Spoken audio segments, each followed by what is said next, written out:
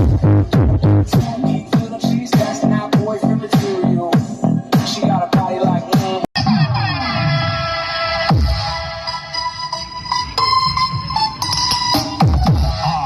Africa, Mobile Sound.